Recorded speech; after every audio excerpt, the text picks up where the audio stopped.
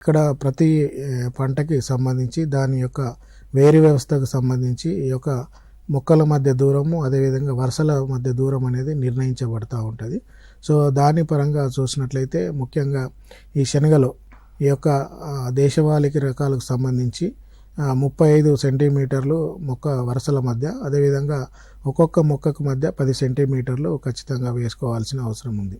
So an యావరేజ్గా ఒక ఎకరానికి 1,33,000 మొక్కలు ఉంచుకోవాల్సిన అవసరం ఉంది. ఎందుకంటే మొక్కల సంఖ్య తక్కువైనప్పుడు కూడా ఈ దిగుబడి చాలా వరకు మ్యాక్సిమం 100% విత్తనాలలో ఒక 5%, 10% వరకు మొలకెత్తే అవకాశం ఉండకపోవచ్చు. కాబట్టి ఆ విధంగా మరి తక్కువ మోతాదులో వేసినట్లయితే ఇంకా దిగుబడి తగ్గే అవకాశం ఉంటుంది. కాబట్టి ఖచ్చితంగా ఈ యొక్క స్పేసింగ్లో, అదేవిధంగా విత్తన మోతాదుకు సంబంధించి 25 నుంచి 30 కిలోల దేశవాళికి సంబంధించిన రకాలకి ఖచ్చితంగా రైతులు వేసుకోవాల్సిన అవసరం ఉంది. అయితే ఇక్కడ సీడ్ డ్రిల్ కానీ ఏదైనా మిషన్ ద్వారా వేసుకున్నా కూడా, మాన్యువల్గా వేసుకున్నా కూడా విత్తన మోతాదు అనేది తగ్గించకుండా చూసుకోవాలి.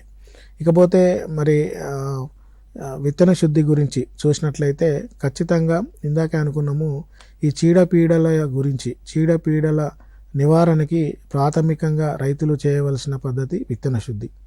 ఎందుకంటే ప్రతి పంటలో ఈ యొక్క ప్రాథమికంగానే అంటే ఇటు సాయిల్ ద్వారా, అదేవిధంగా విత్తనం ద్వారా, వివిధ రకాల కారణాల ద్వారా ఈ యొక్క చీడపీడలు ప్రాథమికంగానే విత్తన దశలోనే ఆశించి ఎక్కువ వరకు నష్టపరుస్తూ ఉంటాయి.